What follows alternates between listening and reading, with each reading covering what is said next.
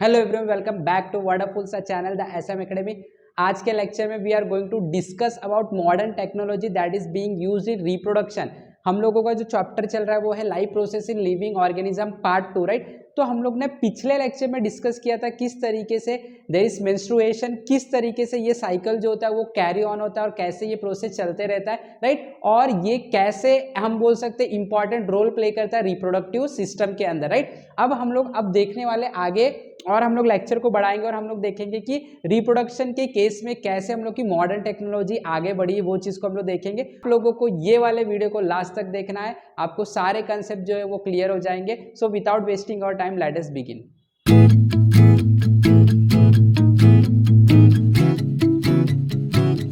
Now see here reproduction and modern technology. अभी देखो क्या होता है reproduction, it is a natural process, right. ये नेचुरल एक बायोलॉजिकल प्रोसेस है जिसके अंदर हमें पता है कि with the help of two parents a new offsprings are generated. एक नया ऑफस्प्रिंग आता है, एक नया इंडिविजुअल का जन्म होता है, राइट। तो ये प्रोसेस बिल्कुल ही बायोलॉजिकल है, ये प्रोसेस बिल्कुल ही नेचुरल। लेकिन ये जो प्रोसेस होता है ये प्रोसेस इतना सिंपल है। तो ये प्रोसेस जब होता है तो इसके अंदर बहुत सारे अड़चन आ सकता है, बहुत सारे प्रॉब्लम हो सकते हैं, जिसकी वजह से ये जो रिप्रोडक्शन है ये रिप्रोडक्शन सक्सेसफुल नहीं हो सकता है। तो जब भी ऐसे कुछ प्रॉब्लम आते हैं तो उसके लिए हम लोग क्या करते हैं, आर्टिफिशियल मेथड कुछ यूज करते हैं फॉर रिप्रोडक्शन। वो चीज को हम डिस्कस करेंगे। तो क्या क्या प्रॉब्लम आता है उससे देख सकते हैं हम लोग, उसे हम देख लेते हैं क्या क्या प्रॉब्लम आता है, वो चीज को हम देखते हैं। See many couples can not have children due to various reason. कुछ रीजन हो जाता है तो वो जो पेरेंट्स होते हैं वो पेरेंट्स के अंदर जो फर्टिलाइजेशन होता है वो फर्टिलाइजेशन नहीं होता है, और अगर फर्टिलाइजेशन नहीं होगा तो हमें पता है रिप्रोडक्शन नहीं होगा। तो मैंने जैसे बताया रिप्रोडक्शन एक नेचुरल प्रोसेस है। तो नेचुरल प्रोसेस तभी कैरी आउट होगा जब हमारा बॉडी है वो फिजिकली और मेंटली फिट होगा, राइट। लेकिन अगर हम लोग फिजिकली फिट नहीं है तो रिप्रोडक्शन जो है वो प्रोसेस को कैरी होने के लिए, वो प्रोसेस को होने के लिए कुछ ना कुछ बाधा आ सकता है, प्रॉब्लम आ सकता है, right. So see, in case of women, irregularity in menstrual cycle, difficulty in oocyte production, obstacle in oviduct, difficulty in implantation of uterus and many other reasons are responsible for this. तो देखो ये जो problem होता है ये mail में भी हो सकता है, फीमेल में भी हो सकता है, बट हम लोग दोनों को डिस्कस करेंगे। जब हम लोग वुमेन की बात करते हैं, फीमेल की बात करते हैं, तो फीमेल में किस तरीके से अड़चन आ सकता है, किस तरीके से फर्टिलाइजेशन में प्रॉब्लम आ सकता है, वो प्रॉब्लम यहाँ पे हमें बोला गया। इन case of women irregularity in menstrual cycle, menstrual cycle जो है वो टाइमली टाइम टू टाइम पे नहीं हो रहा है। इसका मतलब कहीं ना कहीं जो हम लोगों का ओसाइट है वो फर्टिलाइजेशन के लिए रेडी टाइम पे नहीं हो पाता है। तो इस केस में भी क्या होता है, वुमेन के फर्टिलाइजेशन के अंदर प्रॉब्लम हो जाता है। और रीजन क्या है, देखो difficulty in oocyte production. Oocyte जो होते हैं आपने पता है ओवरी में से क्या निकलता है, ओसाइट निकलता है। ओसाइट क्या होता है, वो एक जगह आके रुकता है, किसके लिए, स्पर्म के लिए रुकता है। तो ओसाइट जो होता है वो ओसाइट डेवलप नहीं होता अच्छी तरीके से किसी रीजन के वजह से, due to lack of protein and many more thing. तो ओसाइट नहीं प्रोड्यूस होगा तो अगेन फर्टिलाइजेशन का प्रोसेस आगे फर्दर कैरी नहीं हो सकता है। तो ये एक रीजन हो जाता है। Obstacle in the oviduct, oviduct मतलब क्या, जो एक रास्ता होता है जिसके अंदर से जो एग सेल है वो ओवरी से आते हैं, राइट। तो वो रास्ते के अंदर कुछ ब्लॉकेज है या तो वो रास्ते के अंदर कुछ प्रॉब्लम है तो अगेन फर्टिलाइजेशन का प्रोसेस जो है वो वहां पे रुक जाएगा, आगे बढ़ेगा नहीं, राइट। डिफिकल्टी इन इम्प्लांटेशन इन यूटिरस, जब आपका फर्टिलाइजेशन हो गया है, जो एग सेल है वो स्पर्म से फर्टिलाइजेशन हो गया, उसके बाद जब वो यूटिरस में आएगा जगह बनाने के लिए, एम्ब्रॉय बनाने के लिए, जब वो यूटिरस में आके इम्प्लांट करेगा तो इम्प्लांट होने में किसी चीज की कमी के वजह से इम्प्लांट होने में प्रॉब्लम आ रहा है, इम्प्लांट नहीं हो रहा है, तो again there will be difficulty in reproduction. तो ऐसे सारे डिफिकल्टी जो होते हैं वो वुमेन के अंदर हो सकते हैं, जिसकी वजह से जो रिप्रोडक्शन का प्रोसेस है वो हम लोग फर्दर कैरी नहीं कर सकते, राइट। तो these are some of the reason that is responsible in case of women, right. But when we talk about male, male में भी कुछ कुछ प्रॉब्लम हो सकता है, उससे देख लेते हैं हम लोग। See absence of sperm in the semen, जो हम लोग का स्पर्म होता है वो स्पर्म एक्चुअली जो होता है वो सेमेन में प्रेजेंट रहता है, सेमेन में लिक्विड होता है। तो अगर वो सेमेन के अंदर स्पर्म एब्सेंट है, राइट, स्पर्म आपने देखा टेल सरफेस रहता है, टेल टाइप का स्ट्रक्चर रहता है, अगर वो सेमेन क्या होता है, एक लिक्विड होता है, वो लिक्विड के अंदर स्पर्म होते हैं, अगर वो स्पर्म सेमेन के अंदर है ही नहीं तो फर्टिलाइज कौन करेगा, बिकॉज स्पर्म ही तो क्या है, हम लोग बोल सकते हैं वो हमारा सेल है, मेल सेल है, राइट, रिप्रोडक्टिव सेल है जो कि जाके एग को फर्टिलाइज करेगा। तो अगर सेमेन है उसके अंदर स्पर्म नहीं है तो वापस से फर्टिलाइजेशन का प्रोसेस जो है वो इनहिबिट हो जाएगा, वो रुक जाएगा, राइट। उसके बाद slow movement of sperm, sperm है अगर सपोज तो जब वजाइना के थ्रू जाता है वो यूटिरस में और आगे जाता है तो उस टाइम पे जो स्पर्म है उसका जो मूवमेंट अगर स्लो हो गया तो जो वजाइना के अंदर एसिडिक मीडियम होता है उसके वजह से जो स्पर्म है वो हम बोल सकते हैं मर जाएंगे, खत्म हो जाएंगे, उनका एग्जिस्टेंस खत्म हो जाएगा। तो अगेन एग तक जो है वो स्पर्म नहीं पहुंच पाएगा अगेन, तो फर्टिलाइजेशन में हम लोगों को दिक्कत आ जाएगा, राइट। उसके बाद anomalies in the sperm are the reason in case of the mails.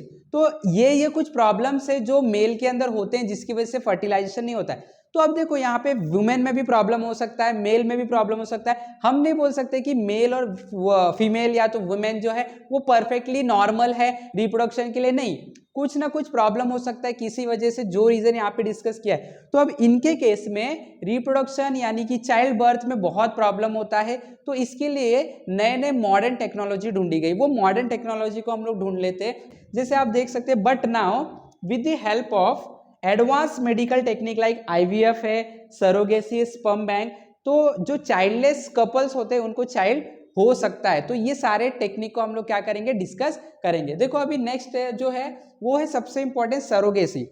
अब सरोगेसी में क्या होता है हम लोग इसको ध्यान से देखते हैं, बहुत इंपॉर्टेंट है। देखो ये नया टेक्नोलॉजी और ये वाइडली यूज हो रहा है सरोगेसी। इसके अंदर जो मदर होती है उसके वुम्ब में कुछ प्रॉब्लम होता है, यूटिरस में प्रॉब्लम होता है, इसके लिए हम लोग दूसरी मदर का हेल्प लेते हैं, उसको देखते हैं हम लोग। जैसे some women have problem in implantation of embryo in uterus. अब जब एग सेल फर्टिलाइज हो गया है तो अब क्या प्रोसेस है, वो यूटिरस में आएगा एम्ब्रॉय बनाने के लिए और वहां पे जगह देगा, इम्प्लांट होगा।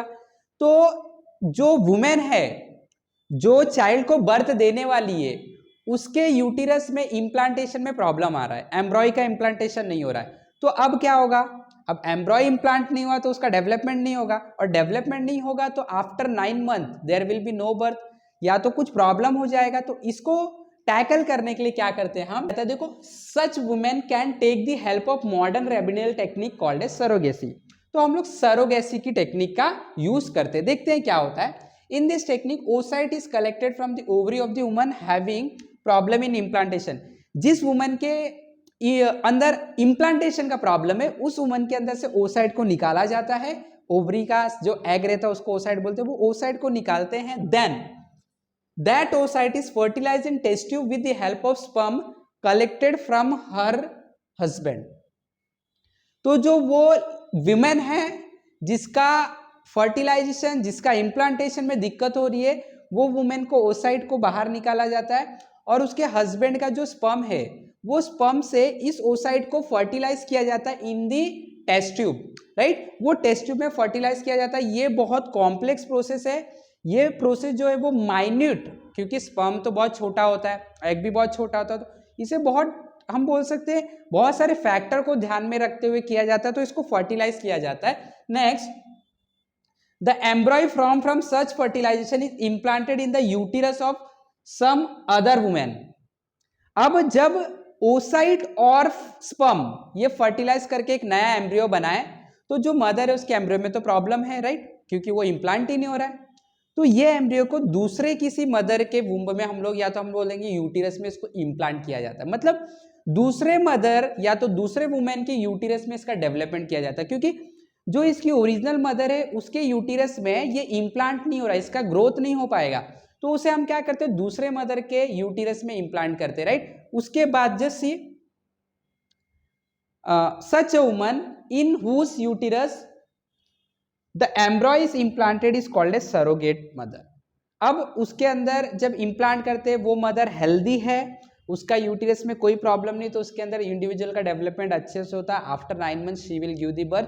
तो ऐसी मदर जिसके यूटिरस में वो बच्चे को बड़ा किया गया, एम्ब्रॉय का डेवलपमेंट हुआ, ऐसे मदर को सरोगेट मदर बोलते हैं। So this is the technique called as surrogacy. तो सरोगेसी में जो मदर होती है चाइल्ड की, उसके यूटिरस में इम्प्लांटेशन का प्रॉब्लम होता है, इसके लिए वहां पे नहीं करके दूसरे मदर के यूटिरस में इम्प्लांट किया जाता है और डेवलपमेंट किया जाता है। This technique is called as surrogacy.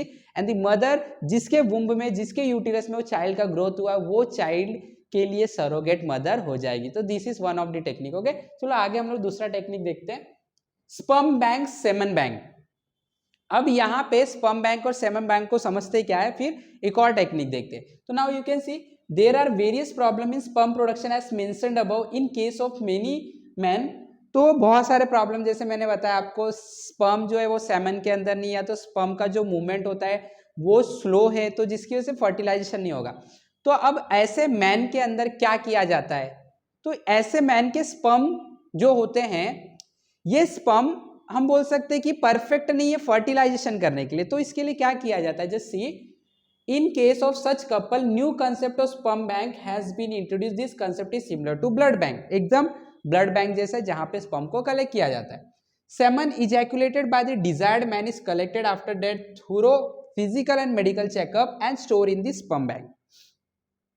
तो जो भी पर्सन मेल जो है उनको लगता है कि मुझे स्पर्म डोनेट करना चाहिए, तो वो स्पर्म डोनेट करते हैं और वो स्पर्म को जैसे ब्लड बैंक में ब्लड को हम लोग संभाल के रखते हैं, वो स्पर्म को संभाल के रखा जाता है, बट उससे पहले वो स्पर्म का मेडिकल और फिजिकल चेकअप किया जाता है कि वो जो स्पर्म है वो हेल्दी है कि नहीं। तो उसको उसके बाद स्पर्म बैंक में जब रखते हैं तो वैसे एनवायरनमेंट में उसको रखा जाता है स्पर्म बैंक में जहाँ पे वो हेल्दी रहेगा, जहाँ पे उसको कोई प्रॉब्लम नहीं है। तो then as per the wish of the needed couple, oocyte of woman of the concerned couple is fertilized by IVF technique using semen from sperm bank। अब जिस केस में मेल में ऐसा प्रॉब्लम है तो उनके जो वाइफ रहती है, उनकी वाइफ का जो एग है वो कैसे फर्टिलाइज होगा, नहीं होगा, राइट। तो क्या किया जाता है कि एक डिजायर्ड कोई भी पर्सन का जो स्पर्म है उसे लिया जाता है और वो स्पर्म को और वो जो ओसाइट है मदर का, वो ओसाइट को निकाला जाता है, मदर के ओसाइट को निकाला जाता है और वो स्पर्म का क्या होके फर्टिलाइजेशन किया जाता है। तो just see as per the wish of the couple, जो कपल हैं जिनको प्रॉब्लम है उनके विश के हिसाब से oocyte of the human of concern couple is fertilized by IVF technique using the semen from sperm bank. तो स्पर्म बैंक से सेमन निकालते हैं, हम स्पर्म निकालते हैं और उसको फर्टिलाइज करते हैं, उसके बाद resultant embryo is implanted in the uterus of same women. अब जिसके अंदर से ओसाइट निकाला था, स्पर्म लिया था, स्पर्म बैंक से फर्टिलाइज हो गया, वापस से इसको वही सेम मदर के यूटिरस में हम लोग इम्प्लांट कर देते हैं, फिर 9 मंथ तक इसका ग्रोथ होता है and a new baby is form. तो ये जो टेक्निक होता है इसको हम लोग बोलते हैं in vitro fertilization, IVF technique बोलते हैं इसको। Okay, so name of the semen donor is strictly kept secret as per the rule of the law. किसने डोनेट किया है स्पर्म, ये सामने वाले को बताया नहीं जाता, ये नियम है, लॉ है, ये कानून है, तो इसे नहीं बताया जाता है कपल्स को कि ये स्पर्म किसने डोनेट किया है, right. So this particular technique is called as IVF technique. यहाँ पे आप देख सकते हो ये ओसाइट के अंदर स्पर्म को डाला जाता है, ये लेबोरेटरी में पूरी तरीके से बहुत सारे देखभाल और बहुत सारे पैरामीटर को ध्यान में रखते किया जाता है। This is what called as IF technology. तो आई होप कि सब लोगों को मॉडर्न टेक्नोलॉजी रिप्रोडक्शन के बारे में समझ में आ चुका है। फटाफट वीडियो को लाइक कर देना, शेयर कर देना है, चैनल पे नए तो सब्सक्राइब कर देना। इसी के साथ हमारे साथ जुड़े रहे, हमारे साथ सीखते रहे। Have wonderful learning, have wonderful day, thank you very much.